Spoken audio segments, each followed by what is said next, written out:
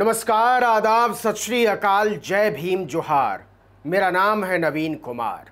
अगर हम कहें कि इस देश में नौकरियों की चोरी हुई है तो आप कहेंगे नौकरी की चोरी कैसे हो सकती है? हो सकती है अगर नौकरी है और उसे दिया न जाए, उसे फाइलों में दबा दिया जाए और नौजवान धक्के खाता रहे, सरकारें नौकरी मांगने वालों पर लाठियां बरसाती रहें, तो इसे क्या कहेंगे?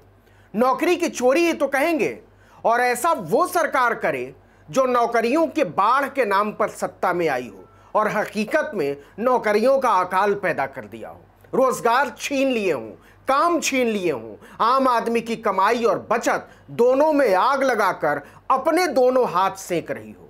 वीडियो को अंत तक देखिए और समझिए कि कैसे हुई है नौकरियों की चोरी। 2 करोड़ रोजगार हर साल देने के वादे पर देश के नौजवानों ने नरेंद्र मोदी को 7 साल पहले इस देश का प्रधान सेवक बना दिया था, लेकिन 7 साल में उन्होंने लगातार साबित किया है कि वो सेवक नहीं, सम्राट है। कायदे से तो 7.5 साल में 15 करोड़ नई नौकरी मिलनी चाहिए थी इस देश में। चलिए 2 साल कोरोना का निकाल दीजिए, हालांकि 1.5 साल भी नहीं हुआ है अभी, लेकिन 2.5 साल निकाल दीजिए 2022 के सितंबर तक, तब भी 10 करोड़ तो नया रोजगार मिलना चाहिए था ना। लेकिन असलियत क्या है, इसको समझने की जरूरत है। जून में आई centre for monitoring Indian economy की रिपोर्ट कहती है कि अकेले अप्रैल और मई के महीने में भारत में 2 करोड़ 27 लोग सड़कों पर आ गए, उनकी नौकरी चली गई। इसी तरह मई 2020 में आई सीएमआई की ही रिपोर्ट कहती है कि अकेले अप्रैल 2020 में, मतलब जब लॉकडाउन लगा तब 12 करोड़ 20 लाख लोगों की नौकरी चली गई। इनमें से 75% लोग रेहड़ी पटरी वाले, दिहाड़ी मजदूर, खोमचे वाले, छोटे दुकानदार या ऐसे लोग थे जो सरकार की किसी गिनती में नहीं आते।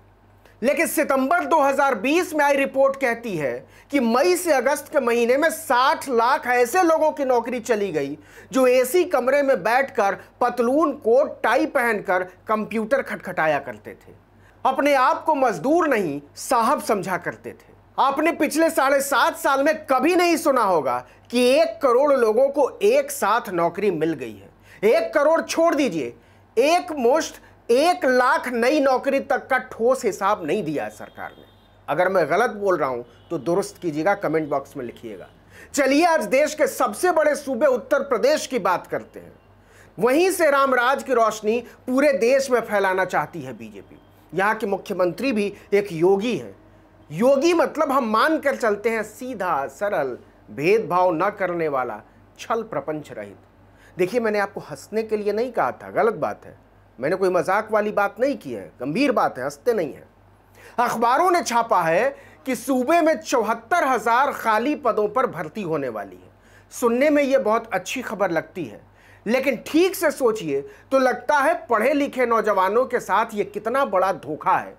19 मार्च 2018 को सत्ता सुख की पहली जयंती पर योगी आदित्यनाथ ने ऐलान किया था कि हम बहुत जल्दी 4 लाख नौकरियां लेकर आने वाले हैं। वो तो अब पता चला है कि बीजेपी के राज में जल्दी का मतलब होता है 4 साल मात्र, और मात्र 4 साल भी तब जब चुनाव सिर पर आ जाएं। और वो भी 4 लाख नौकरी का हल्ला नहीं हुआ है, 74,000 नौकरी का हुआ है। और वो भी वैकेंसी आई नहीं है, लाने का शिगुफा छोड़ा गया है चुनाव से पहले। नौकरी मिली तब जानिए जब अपॉइंटमेंट लेटर आ जाए। और यूपी में तो कई बार चिट्ठी आ जाने के बाद भी साल दर साल ज्वाइनिंग नहीं होती।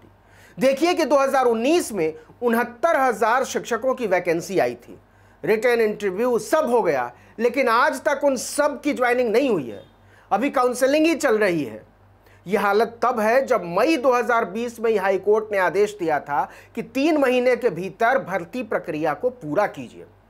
लेकिन हम मान लेते हैं कि 74,000 नौकरी देने का इरादा है। सरकार कह रही है कि इतने पद तो खाली पड़े हुए हैं, कोई नई नौकरी नहीं है। 30,000 नौकरी अधीनस्थ सेवा चयन आयोग के किताब में खाली है। 27,000 नौकरी माध्यमिक शिक्षक सेवा चयन बोर्ड की किताब में खाली है और 17,000 नौकरी उच्चतर शिक्षा चयन आयोग में खाली है। अभी तो केवल गिनती बताई गई है हुजूर। बहुत जल्दी भी किया तो अगस्त तक तो वैकेंसी आएगी, सितंबर तक फॉर्म भरने के लिए वक्त देंगे, अक्टूबर तक प्रीलिम्स की परीक्षा होगी मान लीजिए, दिसंबर जनवरी तक उसके नतीजे आ जाएंगे, बहुत जल्दी होंगे, तब तक चुनाव निकल चुका रहेगा। और राम जी ने चाहा तो इसके पहले ही कोई ना कोई अड़ंगा जरूर लग जाएगा।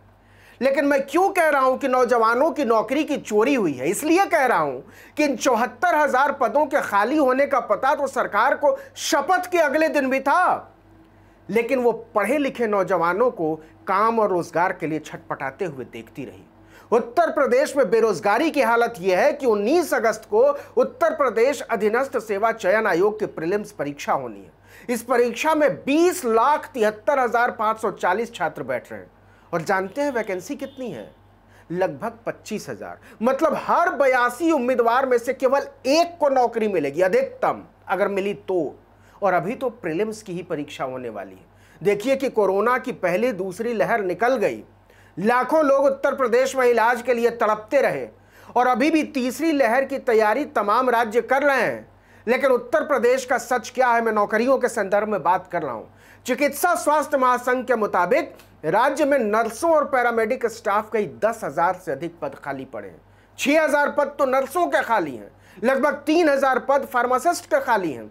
इसी तरह एक्सरे टेक्नीशियन के 456 पद खाली हैं, 800 पद लैब टेक्नीशियन के खाली हैं, और कोई 50 पद ईसीजी टेक्नीशियन के खाली हैं। मतलब यूपी में 1 लाख नौकरियों का हिसाब तो चुटकियों पर है, जो तब भी खाली थे जब भाजपा 2 करोड़ नए रोजगार देने के नाम पर सत्ता में आई थी और उसने योगी आदित्यनाथ को यूपी का मुख्यमंत्री बनाया था। कायदे से 20 लाख नौकरी आदित्यनाथ को यूं ही गिना देना चाहिए था, लेकिन सच यह है कि वो 2 लाख नौकरी भी एक मुश्त नहीं दे पाए हैं मुकम्मल तौर पर। यह देश के सबसे बड़े राज्य का हाल है। जब चुनाव सिर पर आ गए हैं तो गिनती गिनाई जा रही है कि हमने नौजवानों के लिए यूपी में नौकरियों का कारखाना खोल दिया है।